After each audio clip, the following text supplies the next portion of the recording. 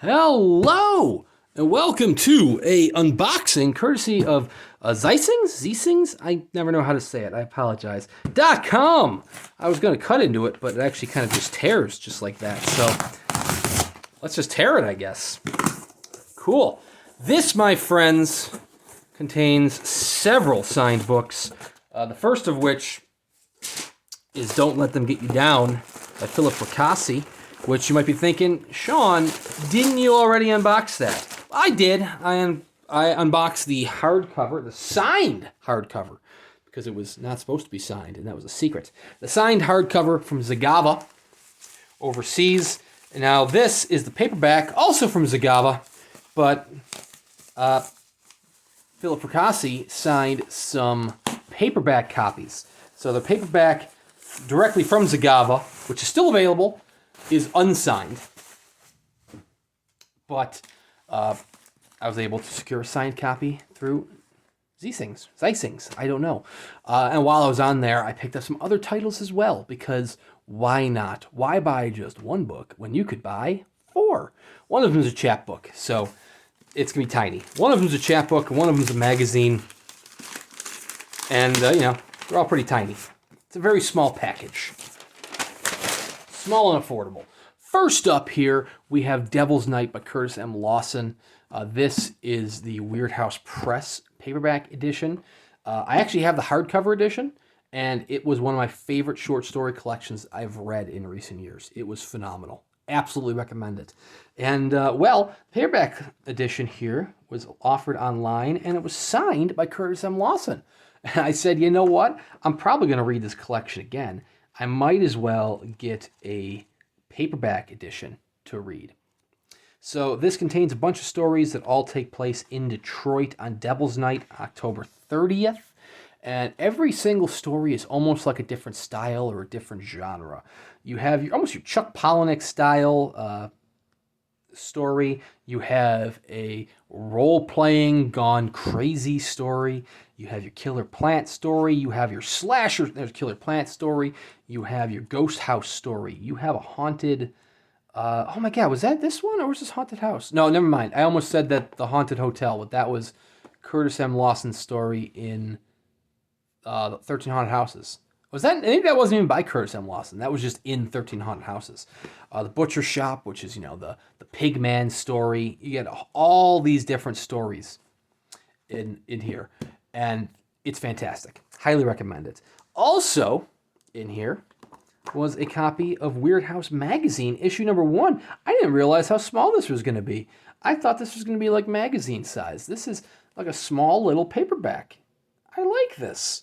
It's actually nicer quality than you would get with a typical magazine. You can say the glossier kind of stock of the cover. It's written, I know this is edited by Joe Morey, and Joe Morey edited it as well, and Curtis M. Lawson. I believe they both edited it. Yeah, they did. And they both signed it as well, which I know copies are available directly through Weird House, but the signed copies were gone. So when I saw them over on Ziesing, I was like, hell yeah, I'll pick it up.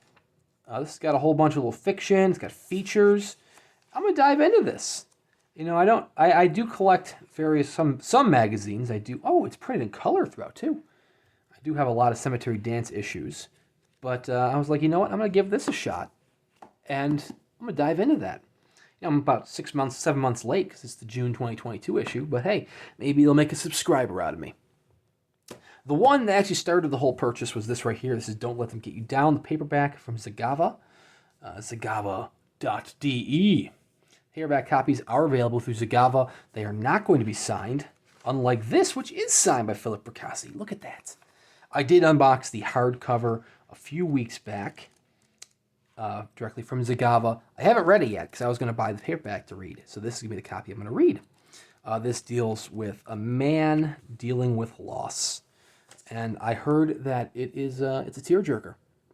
I talked about it in more detail in the hardcover unboxing. Please check that out. I know this deals with loss and a man at wit's end. And I guess it's more of a psychological thriller. It's not really a horror like you'd expect from Philip Fracassi. And then finally, this I didn't even know was a thing.